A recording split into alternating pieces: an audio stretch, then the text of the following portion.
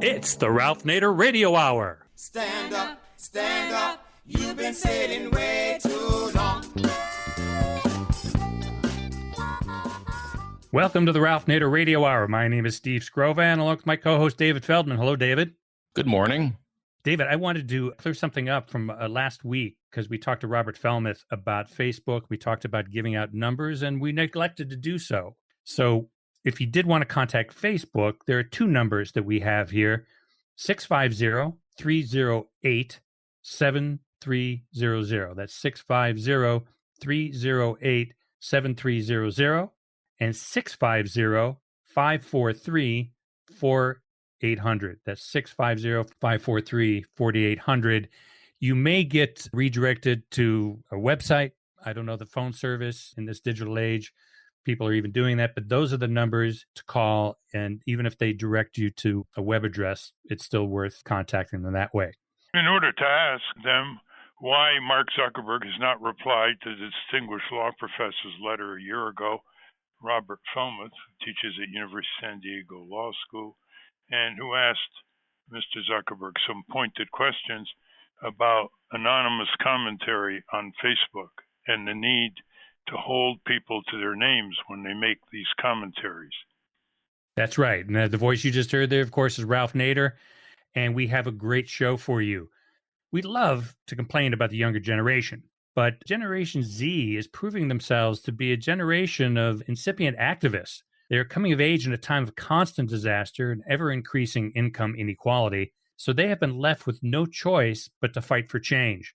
After the Parkland, Florida school shooting, for instance, teens like Emma Gonzalez led the national conversation around gun control. And Greta Thunberg, another Gen Z, has been the new conscience of the environmental movement by speaking eloquently and organizing mass school walkouts to demand action on climate change from the government. Our first guest, Barbara Lewis, is going to talk with us more about youth activism. She's written a number of books about how to promote civic engagement in kids. She would tell us about how kids can get involved in activism and how you can encourage the kids around you to be civic-minded. That's the first half of the show. In the second half of the program, we're going to talk to a guest we've been looking forward to having for a long time, investigative reporter Greg Palast. Greg Palast has done a lot of work around election corruption. He wrote extensively about the theft of Florida and the infamous election of George W. Bush in 2000, which he chronicled for The Guardian and in his New York Times bestseller, The Best Democracy Money Can Buy, which later became a documentary film featuring, among others, Rosario Dawson, Shailene Woodley, and Ice-T. Now it appears he's gazing into the future. His latest book has the scary title, How Trump Stole 2020, The Hunt for America's Vanished Voters. We live in a quote-unquote democracy where 1 in 5 mail-in ballots are never counted, and the chance of your vote being thrown in the garbage is 900% higher if you're black than if you're white. Greg Palast will join us to advise us about how to protect people's votes in this upcoming election. In between, we'll take a short break and check in with our corporate crime reporter, Russell Mokhiber, as always. But first, let's talk about how we can support and encourage the next generation of activists. David? Barbara Lewis is a national award-winning author and educator. When she taught at Jackson Elementary School in Salt Lake City, her students initiated the cleanup of hazardous waste, improved sidewalks, and planted thousands of trees. Ms. Lewis has written 9 books aimed at teaching kids to be civically active. She wrote the book, What Do You Stand For Teens, a guide to building character. And her soon-to-be-released book is entitled Social Emotional Stories, Lessons and Learning from Plants and Animals. Welcome to the Ralph Nader Radio Hour, Barbara Lewis. Thank you, David. Welcome indeed, Barbara. Given our school's preference to teach children by memorization, which goes to regurgitation, which then goes to vegetation, your findings and your examples of young children engaged in social action, putting their idealism to work, putting their innocent questioning of elders, saying, you know how to deal with climate disruption. Why don't we use the sun? In their very innocence, they can bring the best out of adults. Give us some examples of what children are doing now. I know your books have many other examples, but the children of those days are now adults, so we want to be contemporary here. That's right. And in fact, every single piece of social action, every action that young people do, those have roots that go way back. We have had youth who have interrupted society, who have made their voices heard clear back to, well, I can say, even in Poland, when we were there, I found the youngest example, or the oldest, I should say, example of social action. But we won't get into that right now. You wanted some examples of youth now. So if we take one of the issues that they're very much concerned with, and it's in the headlines and everywhere right now, is the Black Lives Matter movement. But it begins, if you go back, it's not just the kids now. I'm going to tell you about a middle school group of kids, but they're inspired by people like you have Nupol Kiozolu, the New York City president of Black Lives Matter of Greater New York. She was 13 years old when she started, and she did it in the wake of the Trayvon Martin's murder. She wore a black hoodie to school with the words, "Do I look suspicious?" It was kind of a gutsy thing to do. But she and others before her have set the steps. But today, a very recent one, there was a school called Edmonds Middle School. They wanted to raise a Black Lives Matter flag in their school. They were in Burlington, Vermont, another group of good Vermont students. And so they wanted to do it in a way that they wouldn't get in trouble or cause too many repercussions, but they wanted that flag in their school. So they went to the school board.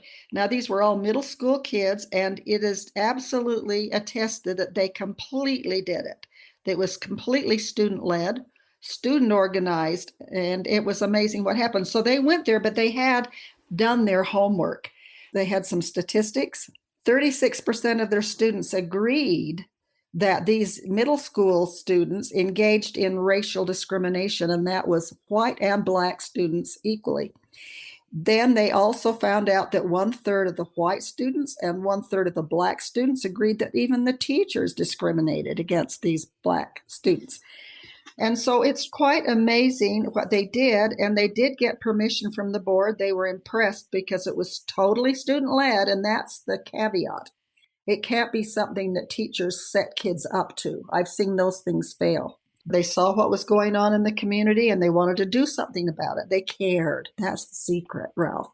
They cared. They had empathy. So I got on the internet just the other night to see if these kids ever succeeded, because this was done in November of 2019. And they wanted to raise this flag during Black History Month, which is in the spring, and then leave it flying clear until summer. And I thought, uh-oh, COVID. Did they succeed? But I found out they did, and they did it in February, luckily. There were hundreds of people who attended, and they succeeded in this totally youth-driven action that is, hot topic today. How old were they? They were middle school, all middle school. Barbara, can you give us some other examples around the country? Yes, I'd be happy to. So we get into the subject of climate or trees. That's another topic. The environment is a hot topic with kids. It has been for decades. You mentioned to me Felix Finkbeiner, the one from Germany, the little kid that at 9 years old started planting trees. He's 22 years old today, but they had his program that became a global youth movement called Plant for the Planet. By the time he was 12, he had planted his 1 millionth tree. After that, the UN gave him their billion tree program.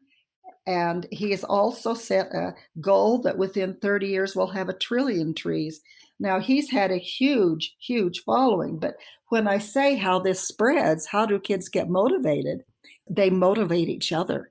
So right now, Felix met recently with a young man from Nairobi, Kenya, who is a crackerjack soccer player, a 15-year-old by the name, and I'll mispronounce his name, Lassane Mutaniki. This young man said, okay, whenever I kick a soccer goal, I'm going to plant a tree. And then this young man went even further and said, well, why not just for soccer? How about if you get a nice award for chemistry? Plant a tree. If you are a good singer and you have a program, plant a tree. If you're an artist, someone good in math or any other sport, anytime you do something you're proud of, plant a tree. And that is spreading. Even now, today's with funeral things, I know you always have the options if you go on the websites that you can choose to plant trees instead of donating flowers that wilt and die to the family of the grieving ones.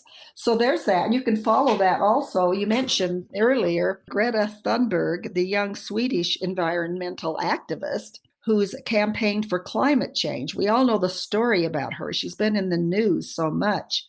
I'm Swedish too, half Swedish, so I identify there. But at age 15, she boycotted school, you know that, and went and sat outside the Swedish parliament demanding action on climate change. Well, she has had a huge impact internationally because of our ability to connect through the internet and other ways. These kids are in contact with each other. And she set up strikes, a million strikes. She just set up some every week in the world, and there were millions who participated each time. So she's had a huge impact. We're talking with Barbara Lewis, author of many books centering on kids and social action. Now, after you put out your first book, Kids and Social Action, you left your teaching position and went all over the country, talking with educators, talking at schools, trying to get them to make a priority out of connecting knowledge to action among the youngsters and to connect with their community and learn how to practice democracy and, in effect, bring the best out of the grown-ups. There's nobody that can touch the conscience of a grown-up more than a child. That was shown in children urging their parents to wear seatbelts many years ago. That was expressed by children who would talk to their parents and ask them, why are they smoking cigarettes, that they want the parents around when they're grown up. I mean, it has a huge impact, not just an educational quality dimension. What kind of response did you get from these schools, these social studies teachers?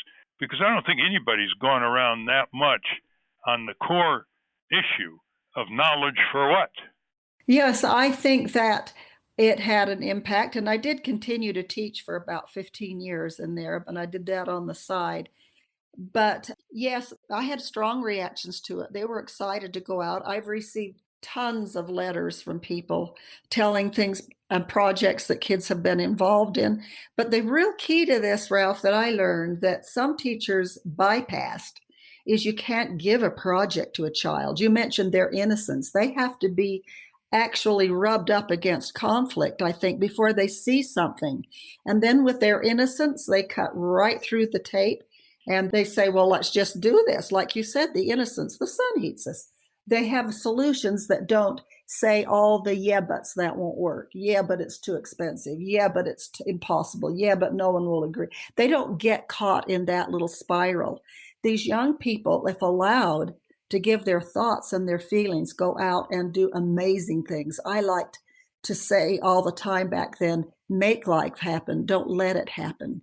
What's interesting is they don't have an axe to grind. They don't. They're pure. Not self-censoring themselves. They're not worried about being promoted or being laid off for expressing their minds. And that's a huge asset for democracy we haven't recognized enough. It is. Did you get any adoption of what you're trying to do in the schools? I know Kids in Social Action often is outside the schools. They develop it by themselves. But in your school in Salt Lake City, I understand a girl in the 5th grade came to your class one day and said she just saw a waste dump that was covered over some blocks away with shrubbery. And that's how it started, and you turned it into a classroom project. So what kind of response did teachers and principals give you? They say the curriculum's too rigid, it's too controversial, it'll upset City Hall, it'll upset the Chamber of Commerce, the Board of Education. Give us a varied flavor of the obstacles and the successes. Actually, Ralph, in those days, it was a little easier to put programs like that in place. They're getting many, many restrictive rules and things that they have to do nowadays. And everyone's worried about liability and all those kinds of things. But what I did to make it possible for me is I checked with my district superintendent and I checked to make sure that there was a liability policy put in place that would cover all people who were participating in this. I used parents, I used teachers, I got everyone involved with the students, but the students ran the project. I have always been said that I say about myself that I don't always know answers, but I ask really good questions and let the students figure it out. So they had to learn how to connect into the community and get the adults to work with them. You mentioned, their big eyes. They go to an adult and say they're worried about something. How does an adult turn them away? But they had to learn to work with their opposition. That was huge. And if they didn't include those people who wanted to throw tacks on their path, they wouldn't succeed. So they go to the tack throwers and say, can you help us? We know that you have another point, something going on here, but we need your help. You're an adult and you've got good answers and you're a good leader. They'd go to these people and ask for help. Now, you asked if this was spread around the country. It went into schools all over the place, and it was largely supported with an organization called Service Learning that was a national education organization that was set up.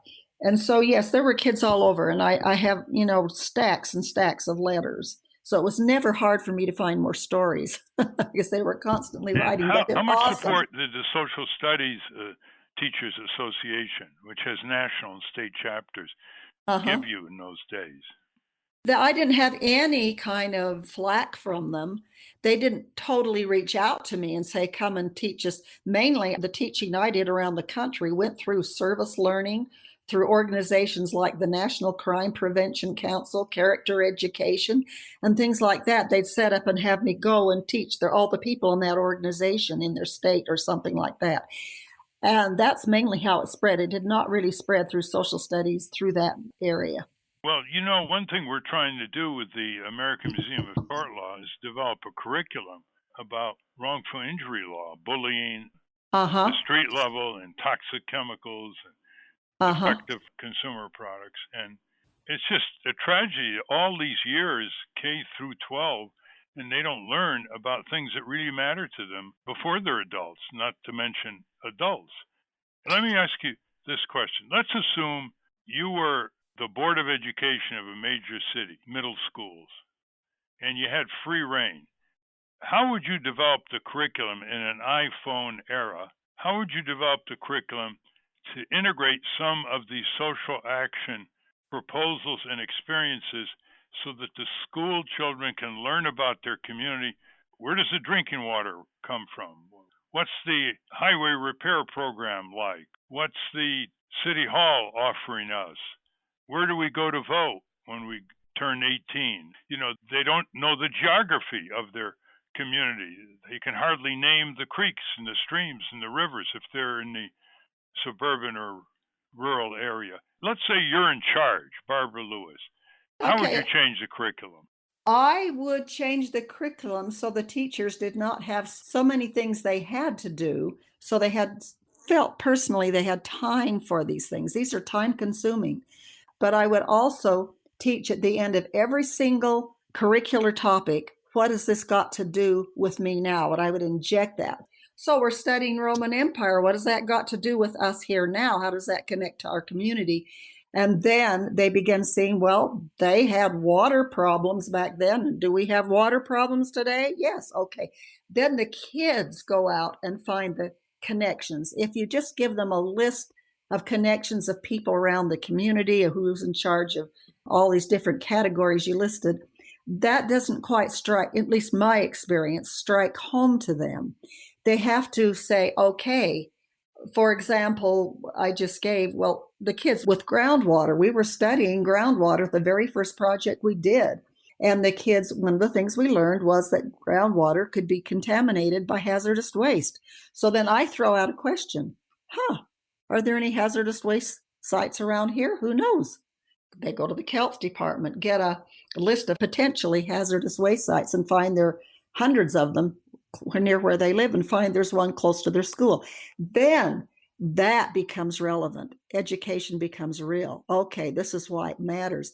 But we don't hand them the answers to begin with. It has to be part of problem solving that extends from every curricular area, and it can extend from every curricular area. Let me give you an example. School lunch programs from the Department of Agriculture down to the school level They just struggle trying to overcome the students' exposure from when they were little toddlers to junk food, to Right. television programs. So they try to get them to eat fresh fruit, and the kids just push the sliced apples aside, and they have to be thrown away, and they want sugar. They want bakery products. They want sweetened drinks. So the school lunch program is a great opportunity to do what you're thinking should be done, no? Yes, it certainly is. And kids could address that problem. But what we couldn't do, what teachers couldn't do, what the district shouldn't do, is go to them and say, here's the problem. What should we do about it? They have to discover it. What I learned with working with youth and even with adults is that they have to discover the problem. They have to see it. These couple of stories I told you, they discovered the problem. They saw it. They were turned on by other youth. And when that happens, then they start to develop empathy. They start to feel. And education does not occur until there's feeling.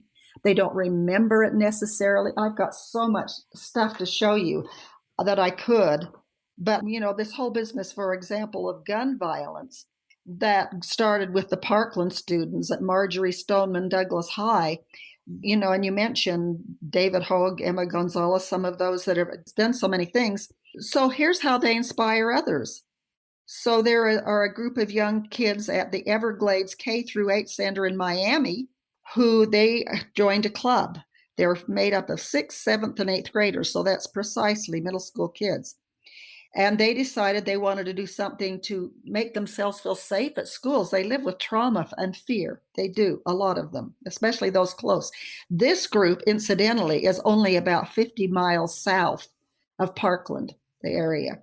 So they decided to write a magazine. In this magazine, they give all their issues, persuasive essays, gun reform policies, drawings of victims, statistics, poetry, all kinds of things, which they then would bound, and their plan is to give this to all of the 535 members of the House and the Senate.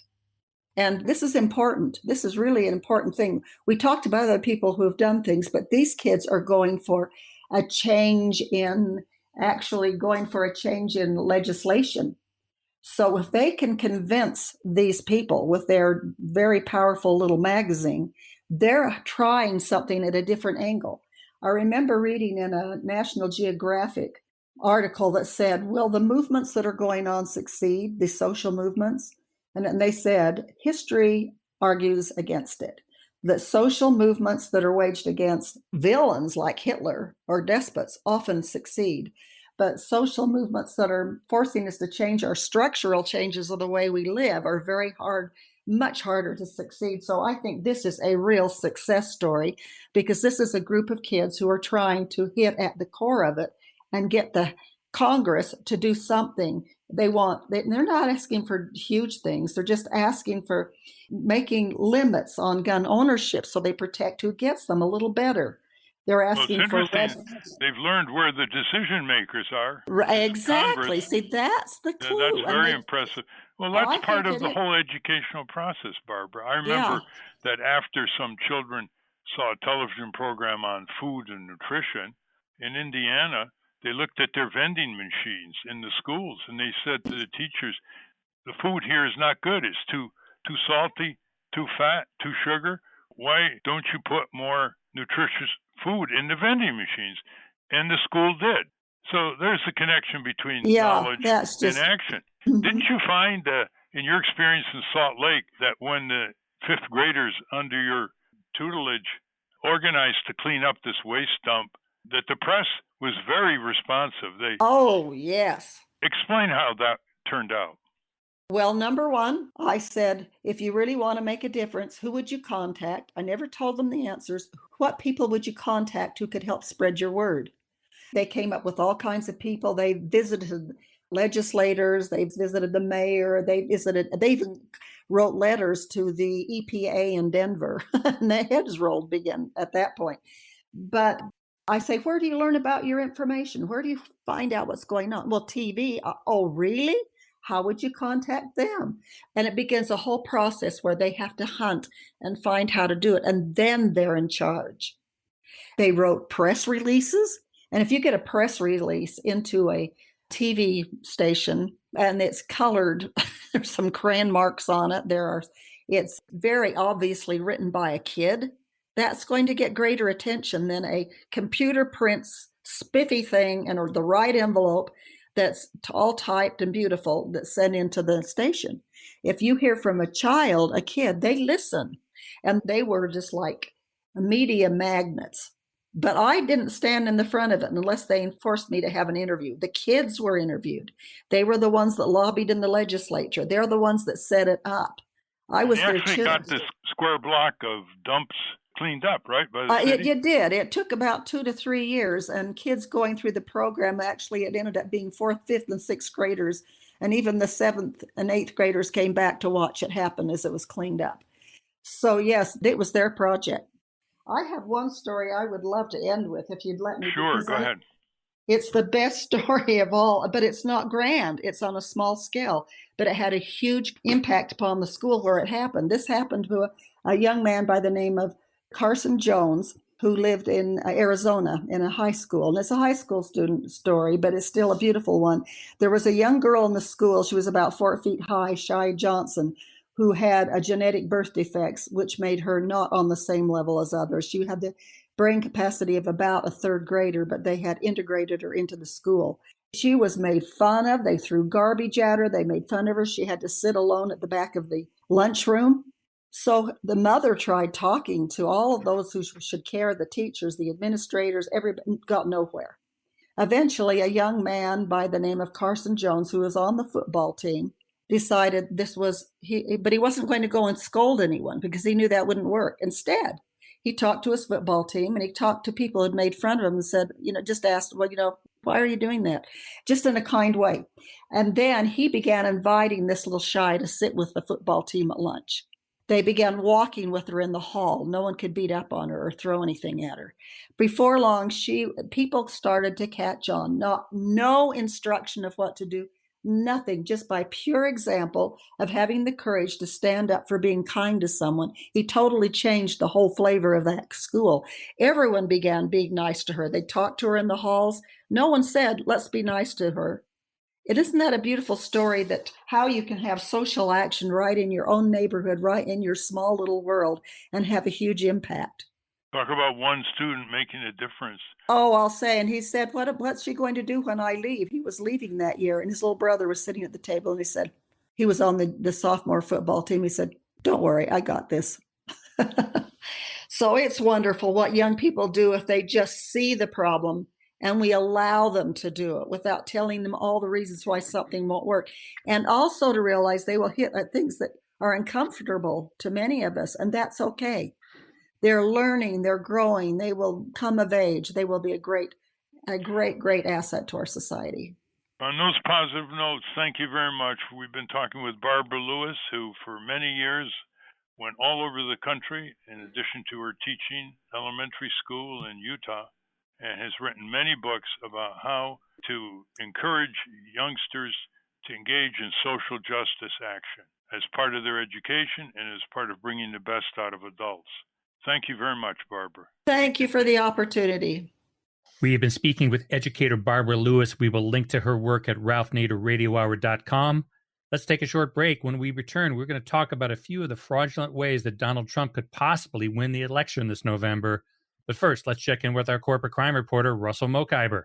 From the National Press Building in Washington, D.C., this is your Corporate Crime Reporter Morning Minute for Friday, July 31, 2020. I'm Russell Mokhiber. Stacey Mitchell of the Institute for Local Self-Reliance has resigned her fellowship at Yale University's Thurman Arnold Project on the heels of a Bloomberg report that the director of that project, Fiona Scott Morton, is a paid advisor to Amazon and Apple. I think that makes it hard to achieve the project's goal of creating a space to grapple with the antitrust implications of big tech, Mitchell said. It's also at odds with the legacy of Thurman Arnold, the anti-monopolist hired by FDR to rebuild the antitrust division at the Justice Department. Arnold took an aggressive approach to prosecuting monopolies, which he described as a dictatorial power subject to no public responsibility and a toll bridge over which everybody has to pass. Mitchell said, that sounds a lot like Amazon to me. For the Corporate Crime Reporter, I'm Russell Mokhiber. Thank you, Russell. Welcome back to the Ralph Nader Radio Hour. I'm Steve Scrovan, along with David Feldman and Ralph. In 2016, Donald Trump apparently won Michigan by 10,700 votes. But in Detroit, over 75,000 ballots were never counted. The barriers to voting are enormous, and yet even when people make it through those barriers, their vote isn't always counted. Our next guest is going to tell us what we can do to help protect the vote this fall. David? Greg Palast is an economist and financial investigator turned journalist. He's known for his investigative reports for the BBC, The Guardian, and Rolling Stone. Mr. Palast was instrumental in exposing historic controversies such as the Shoreham Nuclear Power Station project, Exxon Valdez, the 2000 U.S. presidential election, and Deepwater Horizon. He's the author of The Best Democracy Money Can Buy, and his latest book is How Trump Stole 2020, The Hunt for America's Vanished Voters. Welcome to the Ralph Nader Radio Hour, Greg Palast. Glad to be with you. Welcome indeed, Greg. I'd like to have you indulge me with the following ground rules. I want to spend just 20% of the time in this interview with you describing the horrific categories and deeds on the ground obstructing voters in America like no other country that presumes to be a democracy would even dare to do. And then I want you to tell our listeners what they can do in various states that are going to be swing states. So let's start with your crisp summary of all the various ways voters are obstructed from even being allowed to vote, registered, etc., and having their votes counted. You can't get into all the ways because they're innumerable, but let's be candid with our listeners. Most of the obstruction comes from the Republican Party, but not all of it. Some of it came from the Democrats in California against Bernie Sanders. So what are the ways people are obstructed, and what kind of people are usually the ones who are blocked? Yeah, Ralph, here's how they get you. Number one, they don't let you vote because they've taken you off the voter rolls. 16.7 million people in the last 2 years of record keeping, according to the federal government. 16.7 million people purged, erased, blocked from the voter rolls. Overwhelmingly young people and voters of color. Ballots rejected. One of the secrets of American democracy, our nasty little secret, is we don't count all the votes. According to the Elections Assistance Commission, that's that little agency that tracks our votes and non-votes, 1,913,369 ballots were cast in 2016 and were not counted. Whose ballots don't get counted? These are so-called spoiled ballots. You put a X instead of fill in a bubble. They didn't like your signature. Whatever it is, they rejected almost 2 million ballots. Whose? You're asking again. The U.S. Civil Rights Commission did a study. The chance your vote will be invalidated, that is, someone will challenge it and say, don't count that vote, is 900% higher if you're black than if you're white. 900% higher if you're black than if you're white. 500% more if you are Hispanic. And if you're Native American or American Native, you're talking about 1,200% more likely than a white person to have your vote disqualified. So we literally don't count the votes. And then we have people shifted. We had 2.5 million people shifted to provisional ballots. These are the kind of back of the bus, what I call the placebo ballots. You fill them out, think you voted, but well, the official number is 925,000 of these were never counted. So about 1 million provisional ballots, almost half, were never counted. Who gets them? Well, if you're Hispanic, the chance you'll get shoved to a provisional ballot is 300% more likely than if you're a white voter, et cetera, et cetera. And then, we have voter ID challenges. That's exactly how Trump shoplifted Wisconsin back in 2016. They changed the law so that 2 weeks, Ralph, before the 2016 election, 2 weeks, the courts approved a Republican plan signed by Governor Walker, which required photo voter ID to vote. The thing is that 182,000 University of Wisconsin students with state photo ID, that ID was disqualified, but your concealed carry gun permit, that was qualified. As a result, 182,000 students were suddenly disenfranchised before the election. And in addition, according to the University of Wisconsin study in my book, How Trump Stole 2020, According to the University of Wisconsin, 50,000 African Americans lost their vote because guess who doesn't have driver's licenses? People who don't have cars, who don't drive. And that, while that may include you, Ralph, in Milwaukee and in Wisconsin, that's mostly African Americans and Hispanics who live in Milwaukee. 50,000 lost their vote. So you have 182,000 students losing their vote in Wisconsin, 50,000 African Americans minimum. And Trump supposedly wins Wisconsin by 22,000 votes. This game continues. And finally, the most dangerous thing, I'm not going to go through every way that they can get you, Ralph, but the most dangerous thing of all is that according to MIT, are you ready? 22% of all mail-in ballots are never counted. That's not Greg Palast. That's MIT. 1 in 5 mail-in ballots never get counted. And once again, overwhelmingly, in communities of color, they know what they're doing. We're talking to Greg Palast out with a new book called How Trump Stole 2020. Greg, people listening to this program are going to say, these are crimes. How do they get away with it? Why aren't they prosecuted, convicted, and imprisoned? There's only been one prosecution recently in North Carolina. In Georgia, where Brian Kemp, the Secretary of State, stole the election from Stacey Abrams, and he's now the governor, stealing other elections in the process. How do these people get away with it? Are the laws not criminal statutes with penalties?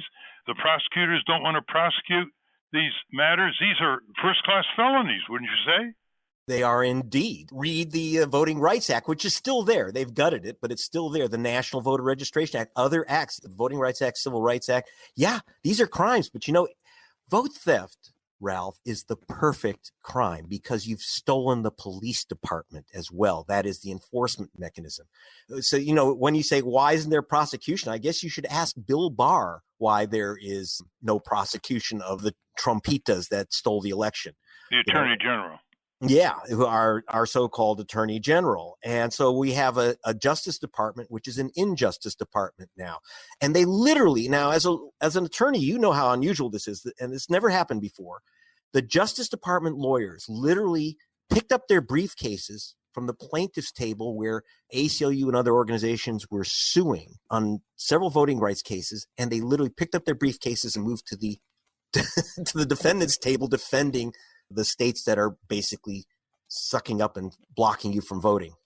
Well, criminal enterprises pervade the whole Trump regime, obviously. Yeah. What I think our listeners are interested in, Greg, is the following.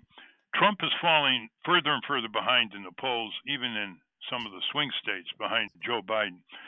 But that's not any guarantee. And the Republicans are working overtime. They don't even make a secret. Trump said, hey, if more people vote, Republicans will never get elected.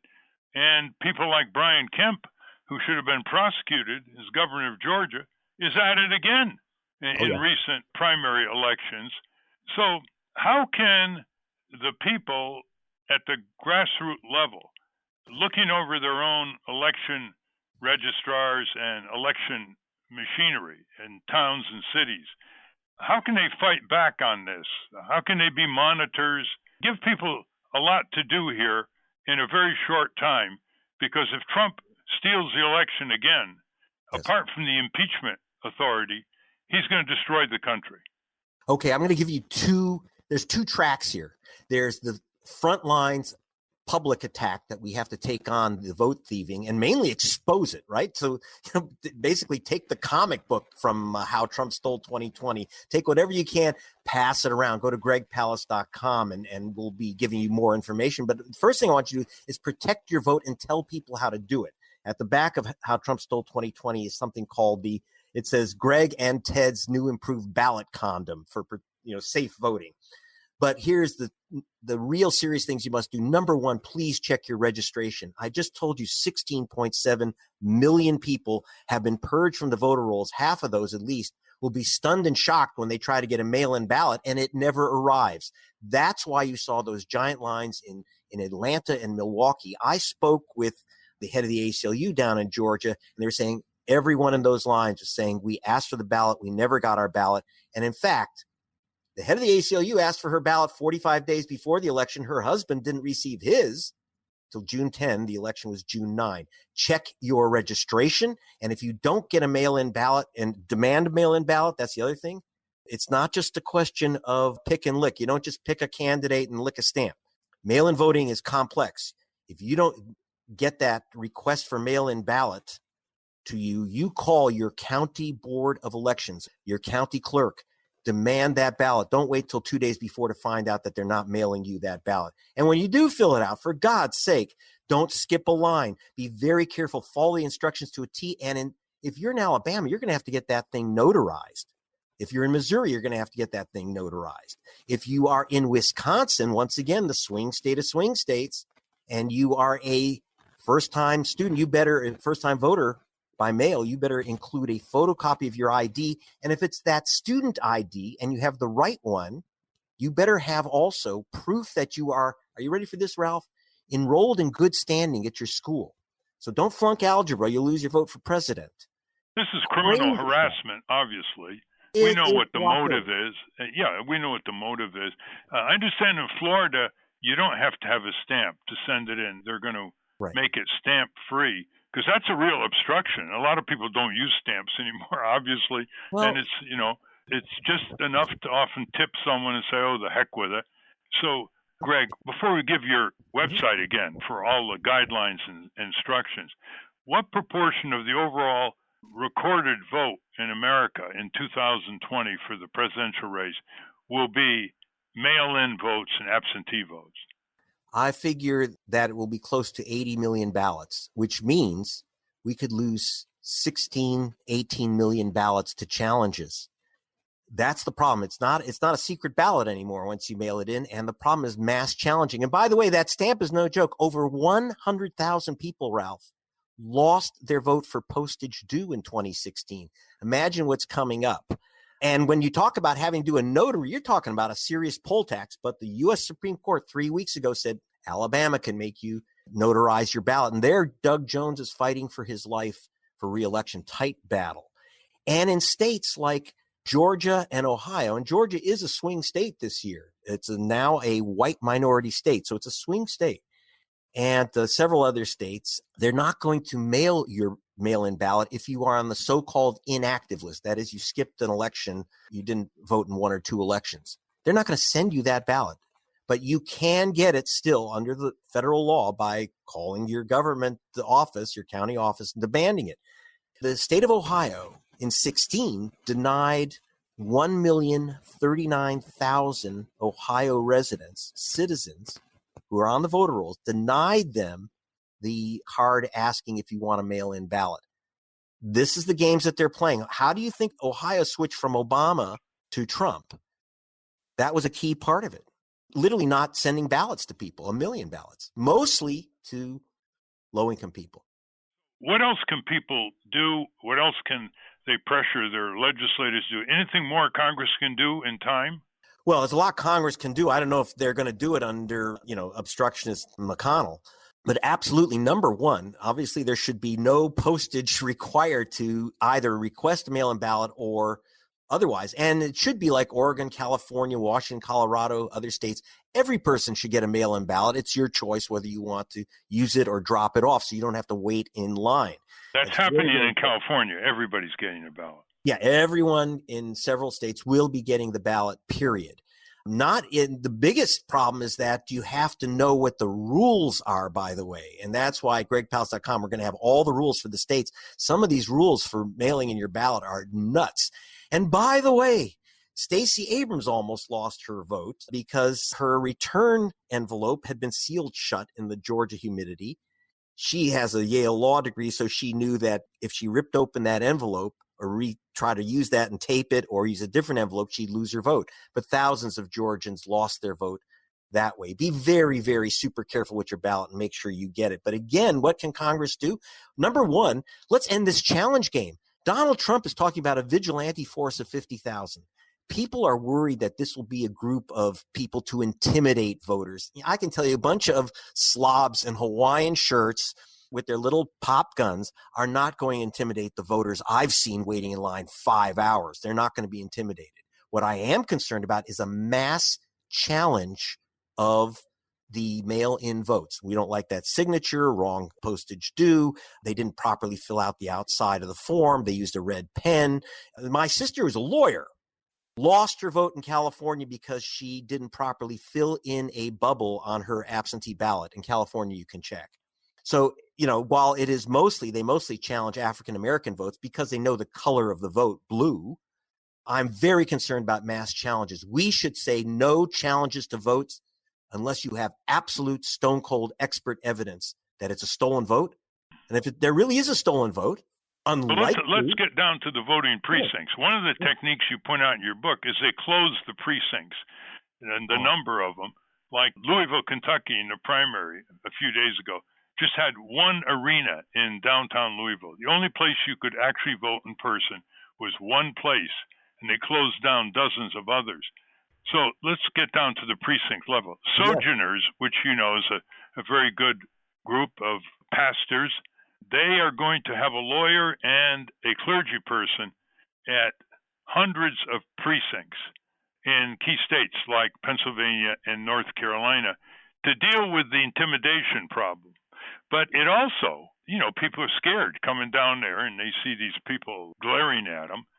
So they want to do that. That's good. But, if you do have citizen monitors outside the precinct, it may have an effect on the shenanigans going on inside. 100%. Spell this out, Greg.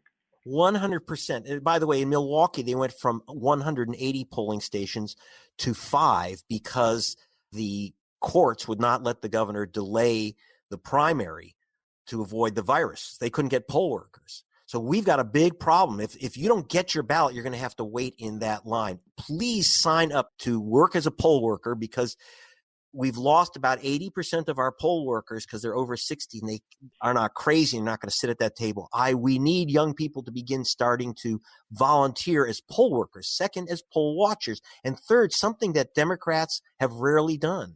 And when I say Democrats, because it's usually the ones not the Republicans sit there during the count and they challenge ballots.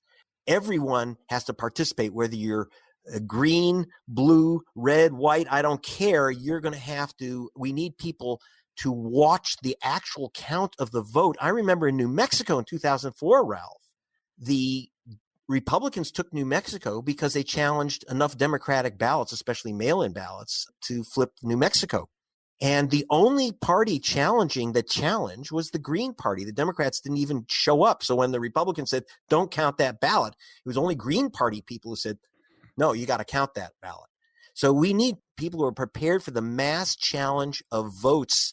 Canadian listeners must wonder what kind of chaos the USA's descended into. In Canada, the census produces the registered voter.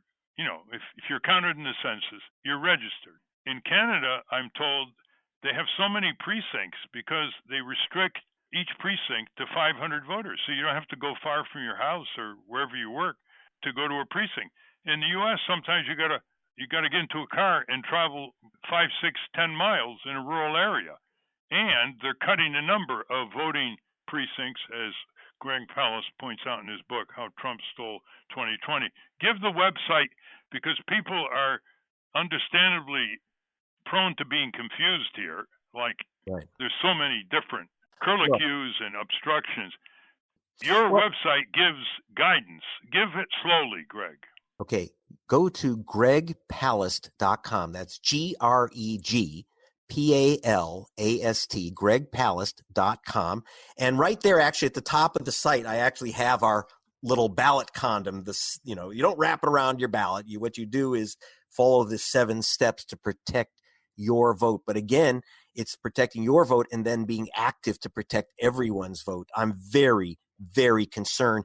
While the book is called How Trump Stole 2020, we can steal it back. That is, we can bust the burglary. Ralph, they can't steal all the votes all the time. 7.8 million voters and votes were blocked in 2016. That's the official numbers from the EAC, from the government, and it's in the book. 7.8 million votes. But you can overcome that. You can't win with 51%. That's the other thing. Don't steal your own vote. Do what you can to vote. Well, to what extent, Greg, are all your revelations going to backfire and discourage people from doing ballot voting in a COVID-19 period?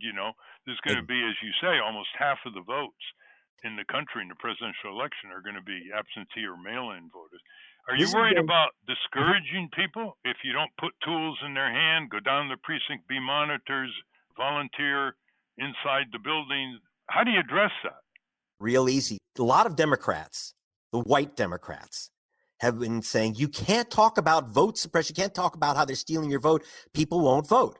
Stacey Abrams proved that wrong. She shouted it from the rooftops before the election night. They're stealing this vote. They're stealing this election. They're stealing this election. And the massive turnout that resulted from people saying, you're not going to steal my vote. They steal votes because they're valuable. That's why they steal them. And, you know, if someone's going to steal your car, you don't say, oh, well, here, throw them the keys. No, you say, that's it. In fact, actually, to prove your point, that's what happened in the recent primary in Milwaukee. Exactly. People stood in line for 5 hours, sometimes under the rain, basically saying they're not going to obstruct me from voting. You remember, I was in Milwaukee just before the COVID shutdown, and I was having my teams talk to the people in those lines. That's exactly it. They are stealing my vote. They never mailed me my ballot. They took me off the voter rolls. All these things, those people were going to stand in line and nothing was going to pull them out. You actually motivate people. And by the way, I saw this in Mexico when AMLO, the current president, I was there in 2006 and met with him when the election was just brutally stolen from him. By the way, that was orchestrated by the Bush administration, the vote theft in Mexico. And he made that his number one campaign theme when he ran again in 2018. He said, he had 5 points. His number one is we will count every vote, period. And we'll stay in the streets until the votes are counted. And he won that time because they can't steal all the votes all the time. They steal about 6%. That's what it is, 6% steal, Ralph. And just to encourage people listening, there are a lot of citizen groups working alongside what Greg is talking about. For example, there's the Florida Rights Restoration Coalition that's dealing with the blockage by the governor of ex-felons from voting if they still own some court cost states. You know, in Florida, they charge ex-felons for health insurance, for public defender, for food. I mean, it's just telephone. And what's just happened is that LeBron James, he has 60 million followers on his Twitter account. He has started a nonprofit group called More Than a Vote, and he's put a first down payment of $100,000 to the Florida Rights Restoration Coalition to pay off the debts of these ex-felons so they can exercise their right to vote. As you know, the U.S. District Court in Florida said, that's a poll tax, get rid of it. You can't block ex-felons who've done their time from voting because they owe $50 or $100 or $300 for court fines or costs. And then the circuit court reversed, and then the Supreme Court, the dodging 5-4 Supreme Court, sent it back without making a decision. So it's in limbo now. Yeah. By the way, the Republicans have one explanation for obstructing votes. It's called voter fraud. The allegation itself is a fraud. Explain. Yeah. In fact, in my book, I did a calculation. I spoke to Professor Lorraine Minetti, who's the number one expert on fraudulent voting. And we calculated out that the chance of getting hit by lightning is about 520% more likely than you're casting a fraudulent vote. That is, you're 5 times more likely to be hit by lightning. It just doesn't happen because it's easy to catch you and you will go to prison. In Wisconsin, there was the issue of impersonation fraud, right? That's why they said they needed to have a voter ID. I don't know what to stop fraud. Yeah, and you have to prove you're a properly enrolled student. Crazy stuff. Again, to stop fraud, I looked at their records. In 100 years of record keeping, there is not one case of voter impersonation fraud in Wisconsin. However, almost 200,000 students and people of color lost their right to vote to prevent the fraud, which doesn't happen. Grim. I'm sorry that voting is going to be more than, again, pick the president and lick the stamp. No, you're going to have to work at it. But you know what? It's worth it, because if the leaders pick you instead of you picking the leaders, what is that? When you don't pick the people who control you, you're a slave. So what we're suggesting here is basically a slave uprising. Check your registration. Look, the Palast Investigative Fund, which is a not-for-profit foundation, is going to back this idea of low-cost bulk sales so we can get the word out. If you want to donate, we'll pass out books in your name. And look, I just want you to get the book too and pass it around, photocopy whatever you want. I'm not worried about copyrights here. I'm trying to get democracy saved, not to see how many copies I can sell. So pick up the book. And by the way, pick up the book this week. Send gregpalast.com a copy of your receipt or something like that, and we'll get you the audio book. No cost, because I want you to spread around in your, well, I know there's no carpools, but whatever clubs you have, listen to it. I want to get the word out. It's about saving this democracy. The book, as I know, says, I don't want people to be discouraged when it says how Trump stole 2020. It's not over. Yeah, that's a fact. He erased all these voters. They changed the rules. They're trying to, the election's fixed, but we can unfix it. We really can. That's the only way it happens, is action. Anyway, we're out of time, unfortunately. Those of you who belong to large membership groups, civil rights groups, voting rights groups, consumer, environmental, worker groups, unions, all your interests are at stake in the coming election. And I'm not urging people to vote one way or another. I think people should vote their conscience. And if their conscience is Green Party, go for it. But what's going on in this country is the most serious challenge to a democratic society in its history, apart from wars. And we've got to play a role, all of us. We've got to do our homework. And you can start by reading this book, How Trump Stole 2020. We don't have to steal the election back. We have to recover the election as implied in the preamble to our Constitution. We, the people, are the sovereigns. Thank you very much, Greg Palast. Thank you so much, Ralph, for the opportunity. We've been speaking with journalist Greg Palast. Seven Stories Press, the publisher of Greg's book, How Trump Stole 2020, is offering a discount on bulk purchases. You can buy 250 books for only $5 a book. A real deal. Send an email to 7stories@7stories.com. And we will also link to that at ralphnaderradiohour.com. I want to thank both our guests again, Barbara Lewis and Greg Palast. For those of you listening on the radio, that's our show. For you podcast listeners, stay tuned for some bonus material we call the Wrap-Up. A transcript of this show will appear on the Ralph Nader Radio Hour website soon after the episode is posted. Join us next week on the Ralph Nader Radio Hour when we welcome Nicholas Carr to talk about his book, The Shallows, What the Internet is Doing to Our Brains. Thank you, Ralph. Thank you, everybody. Stay safe, be active, monitor those precincts. Hi, this is Jimmy Liebert, producer of the Ralph Nader Radio Hour, and welcome to the Wrap-Up. First, we talk a little bit more with Barbara Lewis. Barbara, if there's one book that you've written you want people to read, what is it? One book right now would probably be the one that's about to come out in February, Social Emotional Stories, Free Spirit. But, or What Do You Stand For Teens? It's really good, and it involves a lot of social action as well. So there are a bunch of them. I don't care, Ralph. They are just all full of stories of young people who made a difference, and it shows how they did it. Do you have a blog? I have a website. Can you give it to us slowly? It's www.barbaralewis.com. That's LEWIS. www.barbaralewis.com. And so that's a website. Good. David, you had a question you wanted to ask. Yeah. Thank you, Barbara. I'm really enjoying this. It's so important.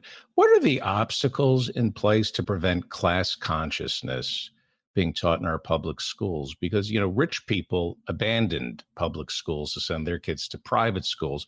So what obstacles did they leave behind that make it difficult for teachers to teach solidarity, class consciousness, and specifically the history of the labor movement and how to teach kids to organize, to unionize?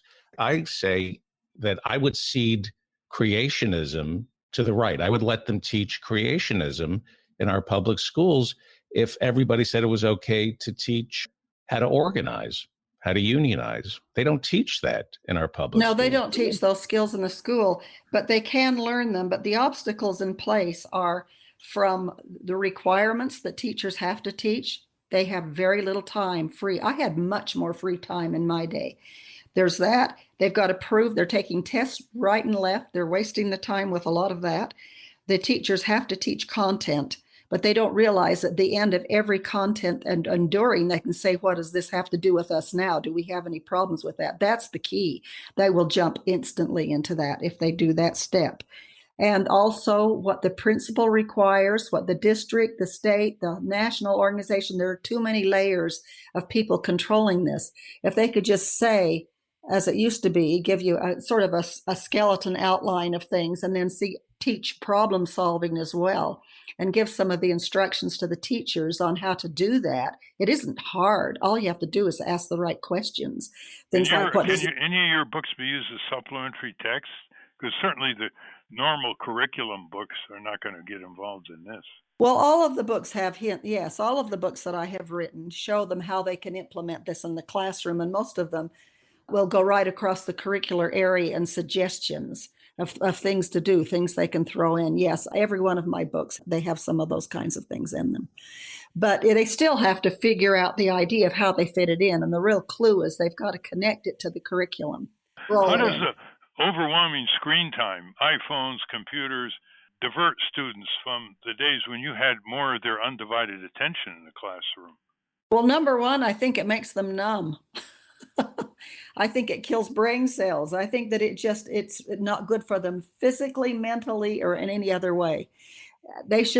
All parents should limit that, but that's not going to happen. Some of them, that's their whole lives. Yes, that can numb people. It makes zombies out of them. I'm speaking in superlatives, but I really think that FaceTime, especially with the very young, the tiny little kids, where their minds and their brain cells are just forming, if they could be kept away from those things, they learn to develop interactions with people personally, how to feel how the other person is feeling, how to work with them and compromise and things like that. That's kind of a lost art to a certain extent. So yeah, now they're not all like that. They're still brave heroes.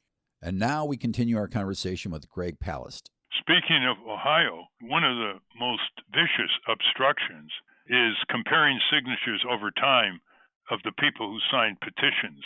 For example, a woman in Toledo got 5,000 signatures on a petition to put me on the ballot in the presidential race in 2004, and she brought them to the official agency to deposit them, and they looked at her signature she had to sign off, and they said, "Oh, your signature now at age 52 is different from your signature when you registered to vote at age 21.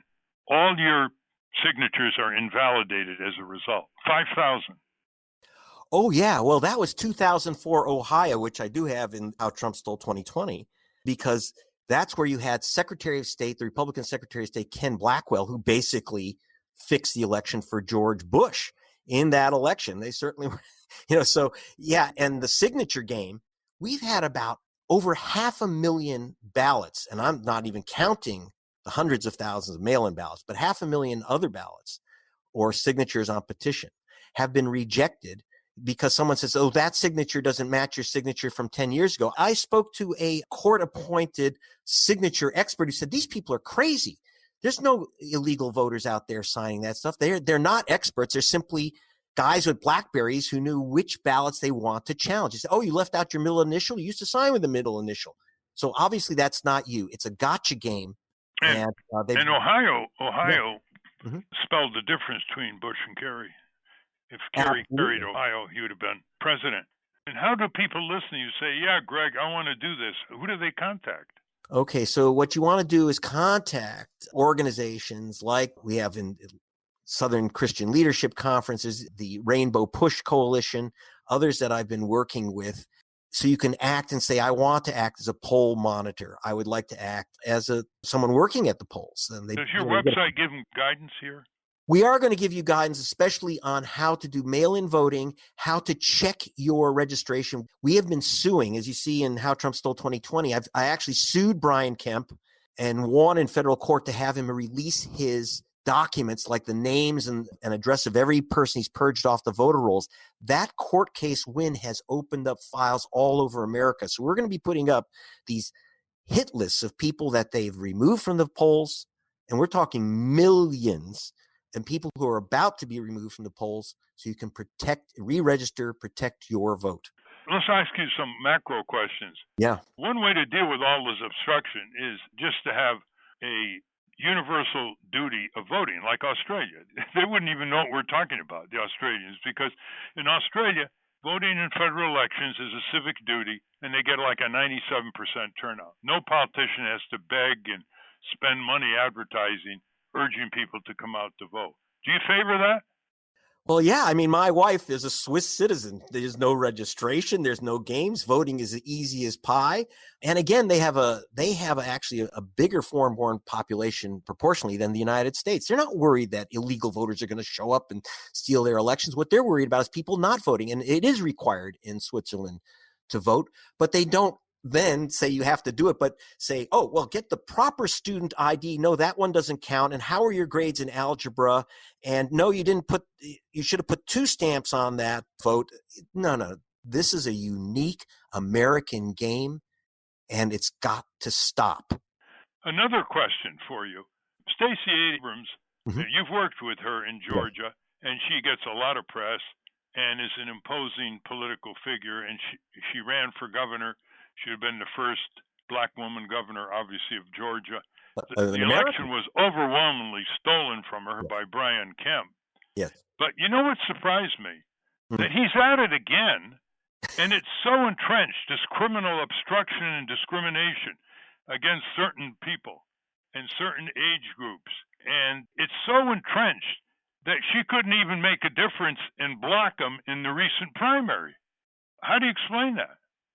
Well, when they get away with it, it encourages them. I mean, look, Brian Kemp, I've been investigating him for Rolling Stone for 7 years. This didn't just start, and I've been working with Stacey Abrams for years, and she hired my expert team, her organization. What's happened is that Brian Kemp did the main way that they've stolen this election. Again, we can steal it back.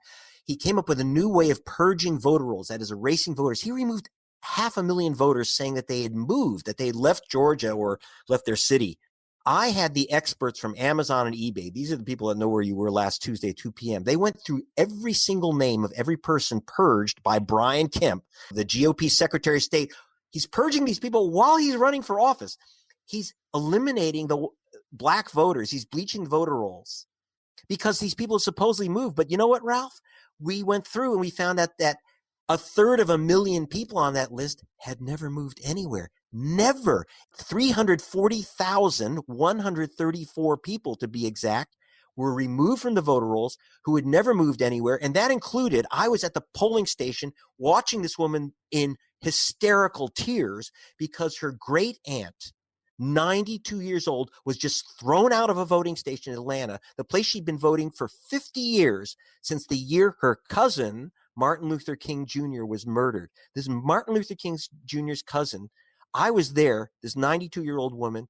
She was going to be voting for the 50th year. She had dressed up for the occasion, and they threw her out. They threw her out. I was there with Raheem Shabazz. They threw him out. I was there when they threw out Jasmine Bakhtiar. You can guess from their names, their color. It's blue Democrats. People like LeBron James are not waiting. And also, I don't know if you know this, Greg, LeBron James and a group of other professional athletes have persuaded arena owners of big arenas in downtown cities like Cincinnati and Boston and elsewhere, baseball, football, basketball, to open up the arenas as voting precincts. And they're getting the election officials to approve it. Isn't that a great thing? It's excellent because it gives a lot of social distancing space, but even more important, but the only trouble is that when we have these big stadium votes like in Lexington, you're still going to have people drive for hours. They're going to have to find a car. We're talking about maybe one stadium, everyone votes in Los Angeles at one place. It's going to be madness. This is in addition to existing voting precincts. And so we're going to have to vote by mail, but you're going to have to fight for that vote by mail. And I should tell you, those who know my history, Greg Palast, and it's also in the book about what happened in Florida in 2000. That's where they took these new Jim Crow techniques for a test drive. I'm the reporter who uncovered that Katherine Harris and Jeb Bush had removed 58,000 black men from the voter rolls, saying that they were ex-cons who couldn't vote in Florida. In fact, not one, and I want to emphasize this, Ralph, not a single one of the men that they removed, and some women, were guilty of any crime but voting while black. And I got to tell you, I wasn't guessing about their race because it says BLA next to their names on the list of people that they were removing. So, and I got to tell you, the Florida records on ex-cons, et cetera, are a complete mess. You don't even know what your fines are or aren't. So a lot of people are afraid are afraid of registering. 1.4 million ex-felons have in Florida the alone. right to vote, and they're afraid. There are other things that get people out to vote, too. There's Amendment 2 in Florida to raise the minimum wage to $15 an hour on the ballot for this November. That's going to get more people out to vote. There are millions of workers in Florida making less than that. On your website, Greg, do you have a description of a mail-in ballot so they can get familiar with it, people who've never used it before? So when they get the ballot sent after they apply for it, they have a base of familiarity. As we were speaking, Ralph, my team is putting up a state-by-state description of exactly what you have to do to get your ballot and get it counted. In addition, I'm having some people here in Hollywood help me create videos and PSAs, which we'll be putting out as well, to show you how to get your ballot, protect your vote, get it counted. Give your website again. GregPalast.com. That's GREG PALAST, GregPalast.com. Okay, we've got a few minutes for questions or comments from Steve and David Feldman, who has his own program in Los Angeles. He'd like to have you on, Greg. Go ahead. Thank you, Ralph. Well, you go ahead, Steve. I got what I wanted. When do I get what I want? Yeah. Greg, Trump is making a big deal about how fraudulent mail-in balloting is. How does this square with everything you've just said about what's going on with mail-in balloting? What is he afraid of? I think people have got this wrong. It's not a question of that. Trump isn't actually against mail-in balloting. He mailed it in his own ballot. Listen carefully to what he says. He says if we follow the Democrats' suggestion, they will never lose. Because what the Democrats are proposing, several, is making voting easy. What a concept. In other words, literally let Americans vote. And he knows that if you let Americans vote of all colors and of all ages, yeah, he's kind of right. The GOP is toast. I think he's correct that democracy is not going to work too well for the red team. He's got a substantial elderly voting bloc. Wouldn't blocking mail-in balloting actually hurt him on that end of the process? Again, he's not really talking about ending mail-in voting. He likes the really complex, crazy rules that make it difficult and expensive to carry out, and also make all those ballots subject to challenge. So right now, 1 in 10 people who ask for ballots never get them. He likes that because the 1 in 10 happen to be of a certain color. And again, people, for example, who move, students who move dorm room to dorm room. In the inner cities, you have people, renters. We found people who lost their right to vote because they moved their apartment within their building. By the way, that's a violation of federal law. But hey, who's going to bust them, right? So what he's saying is, if we make it easy for people to vote and fair and send everyone a ballot, which is, the best Democratic proposals, the best proposals out there by nonpartisan groups, is everyone should get a ballot. I do in California. I don't have to ask for a ballot. It comes to my house unless I say, don't send it. Okay. And you don't see massive scoop ups of ballots and people and the ballots being sent across to the border and sent back from Mexico. It's ridiculous. It has not happened. And I've challenged these guys like Chris Kobach of Kansas, who's one of the characters, Trump's vote thief in chief. He's the brains behind most of this vote thieving that Trump does. I've challenged him. I've confronted him. So where exactly are these illegal voters? Chris Kobach of Kansas, he actually had the right to arrest people. Where are these illegal double voters, these alien voters? He doesn't have a fraudulent mail-in ballot, and he tried for years to find people. You know that North Carolina Republicans hired an FBI agent, gave him $1 million budget and 6 months to uncover what they said were absolute. There were 35,000 illegal voters, 100% absolutely. Almost all of them, by the way, were Black and Hispanic and Asian American, all these illegal voters. So they hired an FBI agent to arrest them. After a year, he determined that not one was an illegal voter. They were just guilty of voting while non-white. It's the big lie, which, of course, Trump has replicated thousands of times in the compilation by the Washington Post. Given what you know, given your convictions, Greg, what's the single demand you'd like to make on Donald Trump right now? Never mind its political probability. What would you like Donald Trump to do right now? Let our people vote. Everyone gets a mail-in ballot, so no one has to die to vote. I thought you'd say resign. You know what? Here's my thing. I'm a big fan of democracy. And if Trump wins the vote, not shoplifts the vote, then I'm ready to live with the results of democracy. But I know he isn't. But you say he stole the election in 2016. So Yes, why are you willing to let a thief, an electoral thief? If I could wave a magic wand, I would say that the person who won the election should be in office. I mean, I call me crazy, Ralph. Yeah, I think the winner ought to take office. Of course, he never was elected. He was selected by this antiquated, crazy electoral college. And don't forget, as I said, he didn't win Wisconsin by 22,000 votes. Because he took away 200,000 voters' ID and said you can't vote. And in Michigan, as you opened up with, in my chapter, Michigan, Michigas, explained, yeah, he won Michigan by 10,000 votes, but 75,000 ballots, that's official, 75,000 ballots were never counted in Detroit. Now tell me whose votes those were. I was there in Detroit. I actually talked to one of the voters who lost their ballot, Jose Garcia. And, everyone in his precinct was Garcia or Rodriguez, so you get the idea. Well, have you been on national media, NBC, ABC, CBS, CNN? Have you been on PBS, NPR? You rather have an important subject matter here. Dream on, Ralph. I mean, once in a while they sneak me on the weekends on MSNBC or something. But yeah, once in a while. But it's very, very difficult to get national attention to a very difficult subject no one wants to talk about. Well, you see, this is a reflection. It's not just the media. I mean, I just read the other day, there's an article in the Washington Post, and in the last year, a 16-year-old young woman in southern Connecticut developed certain dances on TikTok.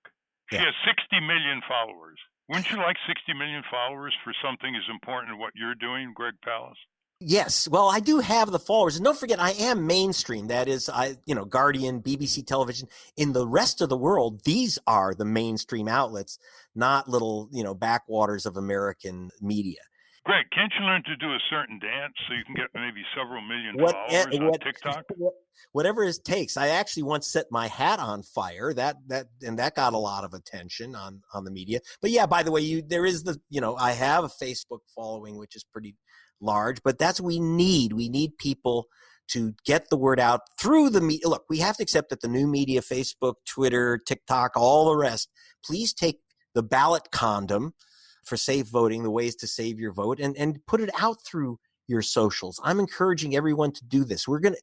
They can't steal all the votes all the time, so we have to steal it. We just have to steal the election back. That's the number one thing. We can do it. You can overwhelm the steal, and you can stop the steal if we really work at it. Look, this is the week of John Lewis's burial.